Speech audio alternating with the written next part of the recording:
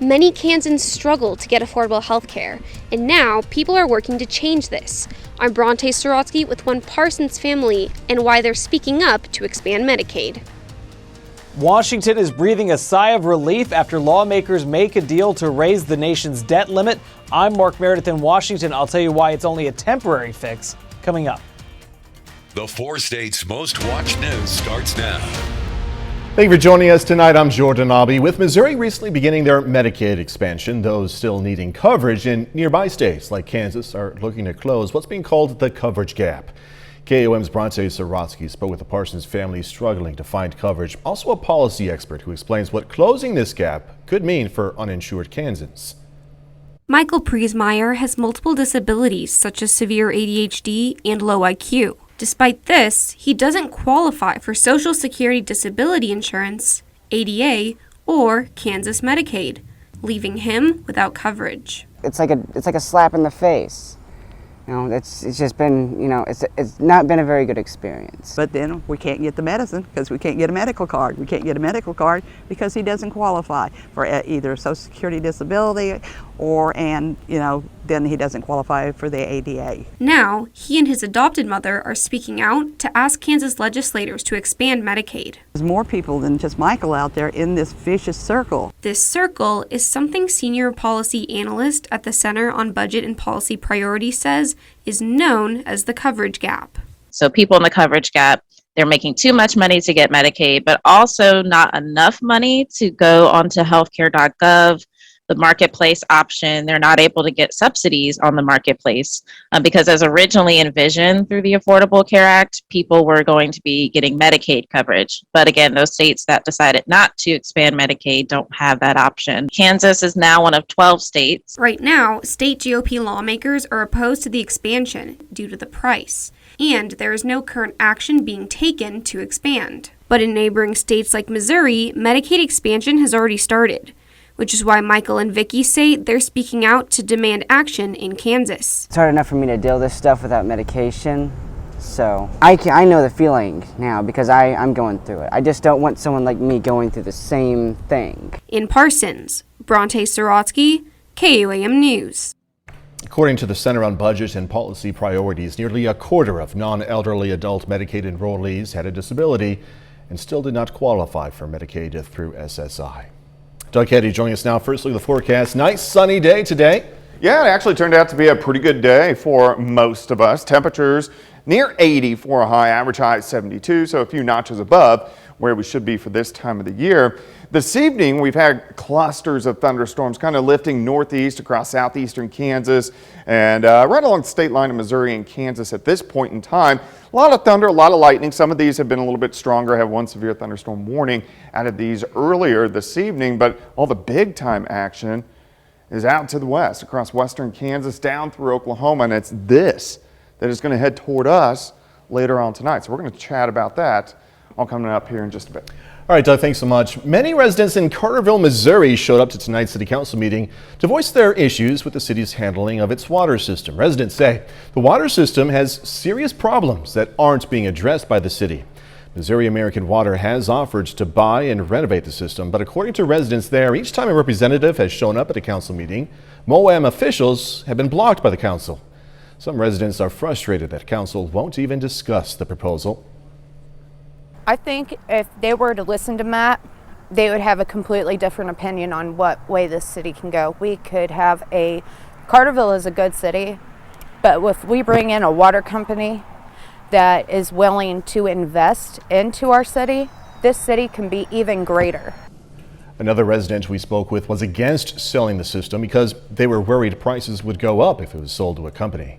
The next Carterville City Council meeting, by the way, is scheduled for November 15th. A bill to lift the nation's debt ceiling is now headed to the president's desk after House lawmakers voted today to approve a measure which would avoid a U.S. default on its loans. Fox News correspondent Mark Meredith is in D.C. with more on why some on both sides of the aisle are calling it a bad deal for the country. House lawmakers returned to Capitol Hill Tuesday, interrupting their regularly scheduled recess to vote on last week's Senate-passed legislation, temporarily lifting the nation's borrowing limit. If passed, The move keeps the U.S. from defaulting on its loans after Treasury Secretary Janet Yellen warned the U.S. was set to run out of money next week. The debt ceiling has been raised or suspended roughly 80 times, and I'm grateful that after much debate, we are finally doing the right thing again here today. The $480 billion increase to the country's borrowing ceiling comes as lawmakers continue to debate additional spending, including President Biden's multi-trillion-dollar social spending proposal. The fact is that if there are fewer dollars to spend, there are choices to be made.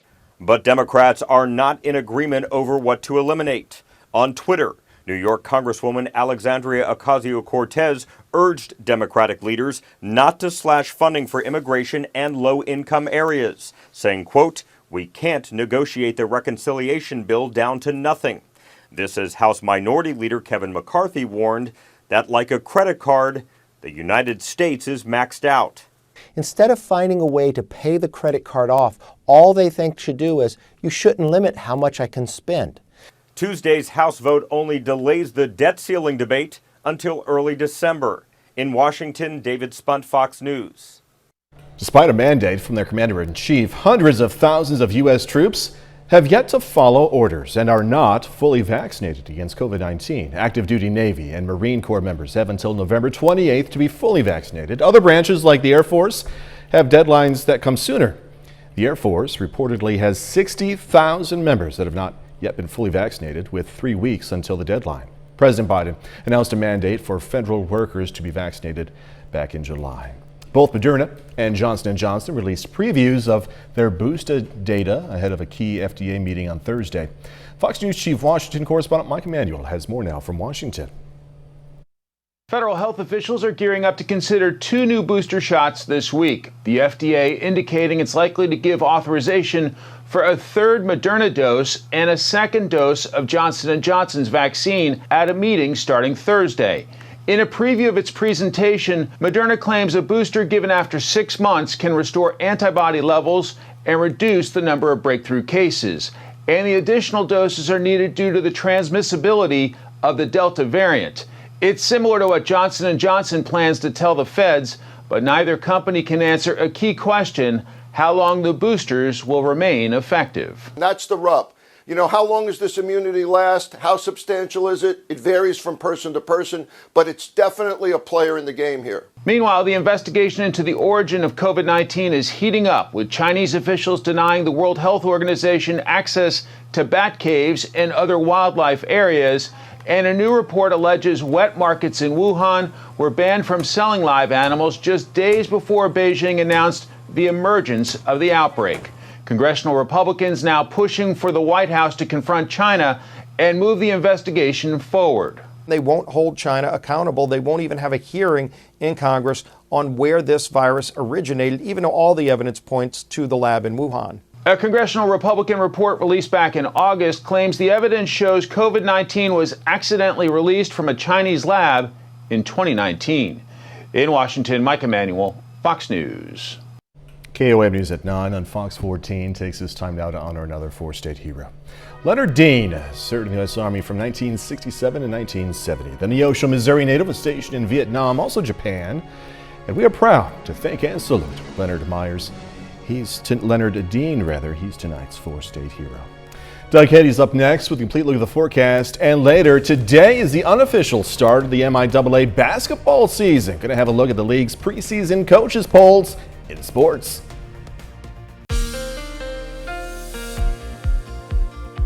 Well, it turned out to be a pretty good Tuesday for us today. Temperatures not bad, upper 70s to near 80 degrees, and quite a bit of sunshine, partly cloudy skies throughout the day. Great shot, Indigo Sky Casino and Resort. This is just outside of Seneca, Missouri. If you look off toward the north, you can actually see quite a bit of lightning with some storms that are in our northern counties. And we're going to see plenty of lightning through the overnight hours tonight, and then again as we go into the morning hours for us tomorrow. But you can see this cluster that has been lifting north and east over the past several hours. Most of these have been just moderate to strong storms, but we've had a couple severe thunderstorm warnings with this cluster earlier this evening. But now It's just moderate to strong storms. We are getting a little bit of redevelopment once you get down into western parts of Crawford County. And then as you head up into Bourbon County, Fort Scott, just to the west and north of Nevada, heading north toward Pleasanton. Most of this is going to head up near Kansas City, and we're not going to have to deal with it much more over the next couple hours. Temps are good, upper 60s to near 70. We've had kind of a breezy afternoon and evening, southeasterly winds at about 5 to 10 to 15 miles per hour, and this is going to stick around for us tonight into tomorrow. As of right now, it looks pretty good. 7th and range line, dry, 70. Relative humidity is sitting at about 59%, but we do have more thunderstorms that we got to keep our eyes on. So between the batch here, and you can see a couple tornado warnings to the west of Oklahoma City, we're going to get some development. So we are going to have some scattered thunderstorms popping up over the next few hours into the overnight hours tonight, and then we'll watch for this line to drive in, but this isn't going to make it here until 6, 7, 8 o'clock tomorrow morning. So we just have scattered thunderstorms ahead of it, then we'll get this line late tonight into tomorrow as this whole storm system is wrapping up across Central Rockies. All right, let's break it down for you. Let's go through the rest of the overnight hours. You can see hit and miss scattered storms trying to pop up once we get to midnight, 1 o'clock in the morning. We'll have these hit and miss storms for a few hours, and then we'll most likely dry out. I don't think most of us will even get rain until this gets in here late tonight. So here's 4 or 5 o'clock in the morning. Some of these could be strong or severe. If we had anything severe, the main threat here is going to be gusty winds at 60 and also probably quarter-size hail, very heavy amounts of rain. Most likely as it pushes in here 7:30 in the morning, it will start to weaken once it gets on into southwestern parts of Missouri, but still we could get a few stronger storms. We'll have showers, thunderstorms through the morning, and then I think most of the afternoon looks pretty good as our southeastern counties may still be dealing with rain, but I think most of us will stay dry as we go through the afternoon. 66 to start, 74 by noon. High temp with a little bit of sunshine during the afternoon, right around 78 degrees, but still chances for thunderstorms stick around for us again tomorrow night into Thursday morning, and then again Thursday night into Friday morning, and then we'll clear out. Temperatures just about perfect for fall over the weekend, and we'll stay dry. Yeah, those daytime temperatures. Yeah, great. Yeah. We'll see you in a little bit. Thanks so much, Doug. Coming up, a real-life movie script. An American couple accused of trying to sell secrets to a foreign government faced a judge. I'm Mather Rivera in Washington with a closer look at the charges being leveled against them. We want to make a clarification to an earlier story regarding the water situation going on in Carterville, Missouri. Residents say that Missouri American Water has offered to buy and renovate the system, but the town's mayor says that's just not true. The mayor says they have not been approached with an offer from Missouri American Water. Popular baby food sold at Walmart is being recalled. This after it was found to contain high levels of arsenic. Take a good look there. Maple Island Incorporated voluntarily recalling 3 lots of its Parents' Choice rice baby cereal, which is sold at Walmart, which has been pulled from shelves after a sample, quote, tested above the guidance for naturally occurring inorganic arsenic. This all according to a recall notice from the FDA. The recalled baby cereal was sold in 8-ounce lots after April 5th at Walmart stores across the country and online. At this time, no illnesses related to the recalled products have been reported.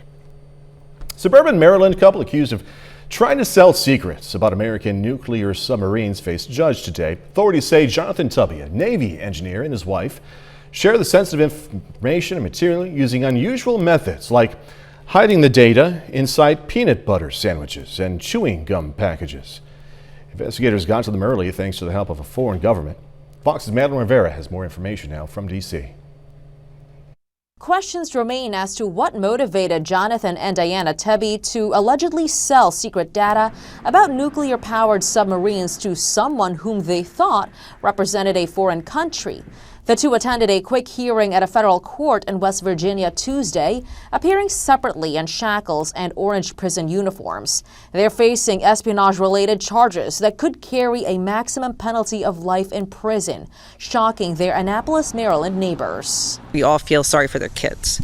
they went to school here locally in our community. A criminal complaint says Tubby sold an undercover FBI agent information about the design of Virginia-class submarines in exchange for $100,000 worth of cryptocurrency, hiding SD cards containing the sensitive information in items like half of a peanut butter sandwich and a Band-Aid wrapper, with his wife Diana acting as a lookout. The key to this kind of nuclear-powered submarine is it can be underwater for months, even years. The complaint also says Tubby first reached out to a foreign country in April 2020, stating his intent to sell the highly confidential information. That country then notified the FBI, leading some to believe it was friendly to the U.S. and not an adversary like China. I can't see them trusting some suburban guy who's putting secrets in a peanut butter and jelly sandwich. The couple will remain in federal custody for now as prosecutors consider them at serious risk of fleeing. A detention hearing is scheduled for Friday. In Washington, Mallory Rivera, Fox News. Next, a double dose of troubling statistics. Gun violence is on the rise and victims are getting younger and younger. I'm Jackie Ibanez with a look at the troubling statistics straight ahead. Gun violence is ending lives, rupturing communities, and shattering families. And new research shows a growing number of young children are getting caught in the crossfire. Fox News correspondent Jackie Ibanez reports. The latest data on gun violence shows an alarming number of children are paying a deadly price. According to the nonprofit group Gun Violence Archive, guns claimed the lives of more than 1,300 kids last year, up by roughly 400 from the year before. And so far, this year is on track to surpass that, with more than 1,100 kids dead and more than 3,200 injured. I just started screaming because it was nothing that I can do but hold the blood in. LaWanda Jones's 13-year-old daughter, Amarie, is just one of many victims. She died in Chicago when a bullet struck her in the neck after someone fired a gun across the street from her home. Doctors say incidents like this are only happening more often. It became something as common as things like appendicitis or broken bones. And while bullet wounds can result in life-threatening injuries no matter someone's age, health officials say they're even more serious for children. Their bodies are smaller, right? So a single bullet does a significant more damage and hits more essential structures than an adult. But shootings aren't just prone to large cities like Chicago and Los Angeles. According to data gathered by the Associated Press, most cities with high levels of young shooting victims have populations less than 250,000 people. Meanwhile, for childhood survivors, the suffering doesn't end after the shooting. Health experts say many can develop mental health issues and post-traumatic stress disorder. Jackie Ibanez, Fox News. Coming up, going to check out an ancient winemaking facility found in Israel. The oldest vintage wine you've ever had. Whatever the answer is, we bet it didn't come from this winery. Israeli archaeologists uncovered a huge ancient winery they say dates back 1,500 years. Researchers found ancient wine presses and warehouses for making storage jars and thousands of other jars and clay fragments. Look at that, it's pretty cool. Archaeologists estimate this facility could have been able to produce around 2 million liters, or over 520,000 gallons of wine each year. Scientists are now using the jars they uncovered to try and determine which grape variety was used in ancient winemaking during this period. That's really cool. All right, 30 more minutes, news, weather, and sports coming away. Going from wine to soybeans. A new soybean processing plant is going to bring jobs to southeast Kansas. Southwest Airlines sees another day of disruptions, but conditions are beginning to improve. I'm Jonathan Seri in Atlanta. I'll have details coming up. Well, the $300 million soybean processing facility is on its way to southeast Kansas. KOAM's Chris Warner tells us where it's going and the benefits it could have for the region. The Bartlett Company announced they received approval from the Montgomery County Board of County Commissioners to receive county-issued industrial revenue bonds to help build a $300 million soybean crushing facility in the county. That new development opens a number of opportunities for local farmers and for job seekers. As far as jobs in the construction side of it, they're talking anywhere from 125 to 130 jobs is the way they see it right now. And full-time employment after that will be 50 employees, permanent employees with Bartlett. Jim Kelly, the interim director of the Montgomery County Action Council, says MCAC worked with Bartlett and the commission to get the bonds issued and help bring the facility to the county. The county and the residents of the county have no obligation to pay these bonds back. The obligation is on the company, but this facilitates financing. As we mentioned, Bartlett is building a soybean crushing facility. Bob Knief with the Savage Company, which Bartlett is a part of, explains what a soybean crushing plant does. They will bring in soybeans from local farmers, from local agribusinesses, and take those beans and process them into soybean oil and soybean meal. Those crushed soybeans then become products used across the country. So soybean oil for the renewable fuels industry, for the food industry, and soybean meal primarily for the feed industry. The facility will be located south of Cherryvale in an unincorporated part of Montgomery County. That means infrastructure improvements to short-line rail will be needed. Those improvements, plus what the plant will produce, could have far-reaching benefits for the county. That could draw some other industry into the county just because of what's here with the soybean oil and the potential biodiesel and everything affiliated with that. In Independence, Chris Warner, KOAM News. Right now, Bartlett is hoping to begin construction early next year and have the plans completed by 2024. The Longwell Museum at Crowder College in Neosho is displaying pieces from its permanent collection titled the Museum Vault Exhibit. The museum is showing artwork it owns rather than pieces borrowed from artists for exhibits. The museum is free and open to the public Monday through Friday. Well, the exhibition is I think, one of the better ones that we've done in the past because, one, it feels a little bit more kind of cohesive. You know, there's certain periods. There's a section of lithography, and then there's also explanation. Crowder College recommends everyone wear masks on its campus, but masks are not required. Ahead of the holiday season, a number of companies are warning consumers to let them know when their deadlines are to send out those packages so they arrive by Christmas Day. Global logistics and supply chain issues have forced shipping companies to work on tighter deadlines. So look at this, listen up. For U.S. Postal Service customers who want to get packages to loved ones by Christmas, the deadline for first-class mail is December 17th, and Priority Mail Express should be sent by December 23rd. Meanwhile, for FedEx customers, you have until Christmas Eve on the 24th to send your boxes out, while UPS customers must get their packages shipped by December 23rd. For a list of other deadlines, go ahead and check with your preferred shipping service, either in-store or online. Chick-fil-A is in hot oil over its delivery prices. A class action lawsuit filed against the fast food chain claims additional fees have been tacked on to delivery orders. This comes despite the company claiming to only charge a flat rate of about $3 or $4. According to the case filings, orders made for delivery usually cost 25 to 30% more, making the same 30-piece order of nuggets cost anywhere from $5 to $6 more when placed for delivery compared to pickup. Chick-fil-A is accused of breach of contract and unjust enrichment. Flight disruptions continued today for passengers flying Southwest Airlines, but the carrier's schedule could slowly be returning to normal. Fox News correspondent Jonathan Siri has more. Southwest Airlines canceled and delayed flights for a fifth straight day.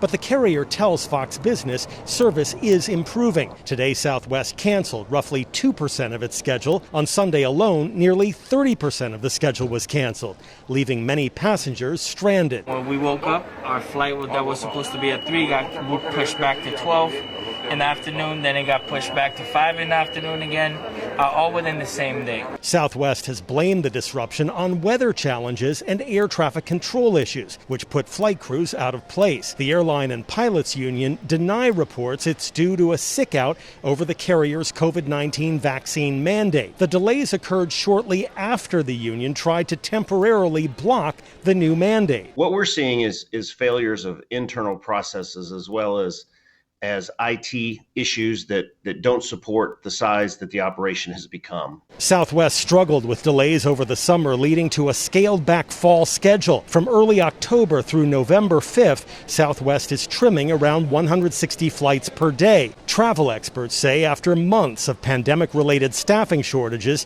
crews are worn down from the disruptions, and we could see more airlines face cancellation issues in the future. Many pilots took an early retirement at the start of the pandemic, and those pilots' jobs have not been filled to the capacity that they were pre-pandemic. Southwest says it's working to restore full service as quickly as possible. In Atlanta, John Seri, Fox News. A bit later, some news you can use, or at least shake your head in disgust at. The latest trend with mega mansions. The super rich are buying gorgeous homes like this one only to turn around and bulldoze them. I'm Madison Allworth with Fox Business. I'll tell you what's happening with this trend coming up.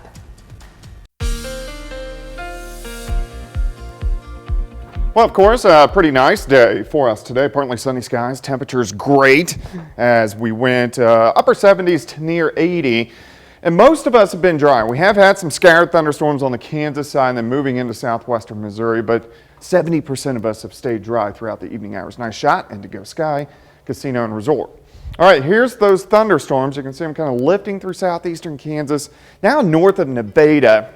Most of us are dry, but you can see a couple little showers trying to pop back up out to our south and to our west, and we will get some scattered thunderstorms in here in a few hours. But as of right now, we look okay. Really from Pittsburgh to Fort Scott, just a couple random showers, and then you have to travel north of Nevada, north of Fort Scott, Pleasanton, Rich Hill, before you really get in to much of the action that is going on right now. Temperatures are good, upper 60s to near 70 degrees. Looks like through the overnight hours for us tonight, we'll drop back into the mid 60s. Little breezy, southeasterly winds at about 5 to 10 to 15. It's going to stay a little bit on the breezy side as we go through the next couple days. But right now up top, we are dry. Currently sitting at 70, south winds at 10. Relative humidity is sitting at 59%. All the big actions out to our west. Let's drop to central Oklahoma. You can see two big supercells that have both had tornado warnings, but it's this cluster. They're not going to be supercells when they get here, but they're heading in our direction. And it's going to give us scattered showers and thunderstorms. Then behind it, we got this line of thunderstorms. This will make it here late tonight, early tomorrow morning, 5, 6, 7, 8 a.m., giving us rain during the morning hours. So those are the two little bands that we're watching, at least for tonight, as this storm system wraps up and is going to shoot across the northern parts of the plains. All right, let's go through time. Scattered thunderstorms. So here's midnight. 2, 3, 4 in the morning, then we'll dry out, and then here comes this big line that is way out west. So here's 4:30. As this line pushes east, when it's in Kansas and Oklahoma, we could get some severe thunderstorms. If we did, main threat would be gusty winds and some large hail. I think it's going to weaken some by the time it works into the metro and also southwestern Missouri, but we could still get some pretty strong storms, some heavy amounts of rain. Here's 11. You clear out on the Kansas and the Oklahoma side. Still some showers in southwestern Missouri that I think most of us will dry out as we go into the afternoon. 66 to start, 74 by noon. High temp right around 78. But we're not done. Showers, thunderstorms, non-severe, start to sneak back in. Late tomorrow night into Thursday morning, we'll get another round of showers and thunderstorms, and then again another round of showers and thunderstorms Thursday night into Friday morning.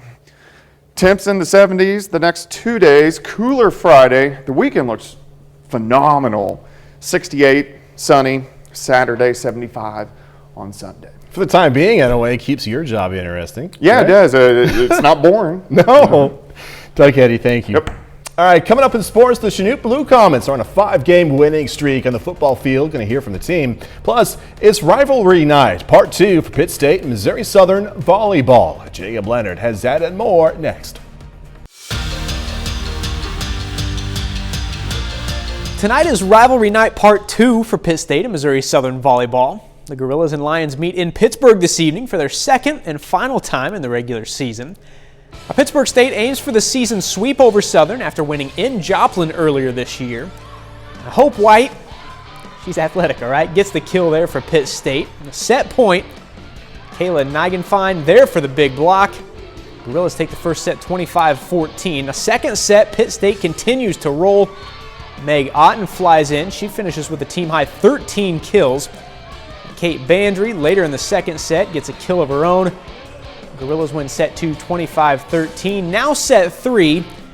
Southern trying to stay alive. Armeni Perales puts this one down. But Pitt State doesn't let the Lions back in it. Gorillas win in straight sets to get to 7-0 at home and sweep the season series from Missouri Southern.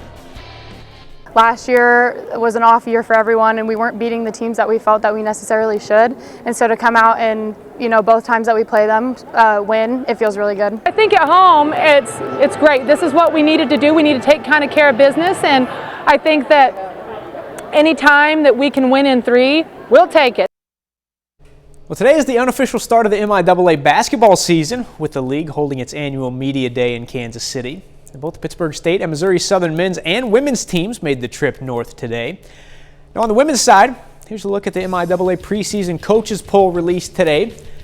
Missouri Southern is tied with Northwest Missouri for 9th.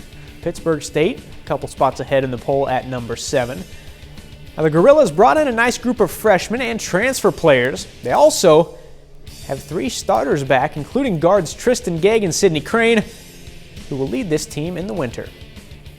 We have 4 seniors right now that I feel like have done a great job of, bringing it every day and sharing themselves with our younger kids. Like I said, we've spent a lot of time together, and so that's an important piece. We always talk about leadership in every locker. A lot of these kids have come from, a high school program where they were the captain or the leader, obviously being the best player.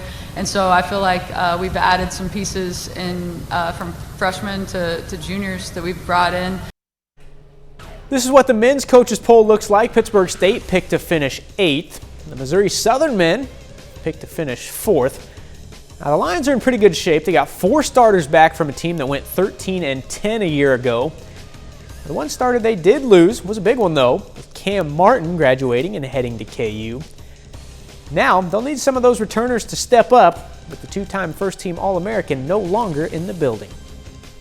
Sometimes kind of had that security blanket of Cam. Was struggling to score the basketball, give him the basketball and let him go to work and score the basketball. We need guys like Christian, Bundy, and Stan, and RJ, and Lawson, some of those guys that saw a lot of playing time last year to be able to step up into that bigger role. And I think with Cam being such a security blanket for us, I think a lot of guys like maybe Stan and Bundy weren't able to show some of the things that they were able to do as much, and hopefully they can get that done this year. We'll hear from the Pitt State men and Missouri Southern women at 10 o'clock on KOAM. The Chanute Blue Comets have been on a roll on the football field. The Comets have won 5 games in a row, and their defense has been dominant. Chanute hasn't allowed a single point in the last 3 games, and they've allowed just 35 total points in their 6 games this season. First of all, great kids and great coaches. Coach Keeley is our defensive coordinator, and he's a young guy that we got as a GA from Fort Hays State University. He does a very good job of getting kids prepared. And then we have our 2 veteran coaches, Coach Kent Frizzell and Coach Rusty Emling. And they're getting the kids prepared every week. The kids know what play's coming before the ball's snapped, and they're playing fast. So that's been the biggest key is, just great kids, and coaching's been spot on. And that's it for sports. We're back with more news after this. So the super rich are buying mega homes only to tear them down. It's a trend that's been accelerated by this pandemic. Fox Business Network's Madison Elworth has more from Southampton, New York. Real estate is so hot that people are buying whatever they can get their hands on, and that includes the mega rich looking at houses like this one in Southampton. This is an 8-bedroom, 7-bathroom house that can be yours for just under $15 million. The thing is, though, the people that are looking at this home, they don't even want to live in it. I'm with Jenny Lenz, who's representing this property. Jenny, the people who've been coming through to look at this home, what do they want to do if they do decide to buy it? It's so interesting you say that, because you see them huddled in the corner with their architects and designers, and essentially they're saying they're going to tear it down. They may live here for a couple years beforehand while they set up plans, but it's just so interesting because it's such a beautiful home, just renovated a couple years ago, and they just want to totally knock it I mean, we were talking, this is a home that's been rented by Brad Pitt, Angelina Jolie. It was good enough for them. Why is it not good enough for today's buyer? Well, there were so many supply constraints in the Hamptons due to COVID. Everyone moved here, and now it's becoming a full-time residence for a lot of people. So there are more demands for the very discerning buyer. Right, and so like you said, it's happening here in the Hamptons, but it's also happening across the U.S., across the entire country. People in that $1 million and up bracket are just buying more homes. In fact, in August, you saw over 300,000 homes sold over $1 million. That is a 40% increase from this time last year. People are buying up these properties, tearing it down to make even more space at a time when space is king. It's hard to imagine that you could need more space than this, but that is what the buyers want. I'm Madison Allworth in Southampton, New York, Fox Business. Doesn't that make you sick? I mean, really. All right, next, going to check out what's new in the latest season of the popular Netflix series, You. A popular Netflix series returns with a thrilling new season this week for fans to begin the binge watching. Fox's Ashley Dvorkin spoke with the cast of You to bring you a preview. Congratulations, Dad. It's a boy. Marriage and baby bring a new chapter to Joe Goldberg's story in Netflix's You Season 3. It just applies more pressure to their weak points, so actually the explosions are bigger. The wounds are deeper and more aggravated. While we know murder, obsession, and secrecy will follow, watching the killer couple in suburbia also has its moments. I loved when they, I guess this isn't much of a spoiler, they show up to a birthday party really early. Much ensues as they meet the neighbors. Sherry would definitely describe herself as the queen of Madre Linda. There's no doubt about it. It's a kingdom with many secrets. He's worked hard to become the king. You may love to hate a character like that, but what I love about Sherry and Carrie is we get to be fully fleshed out characters by the end of this show.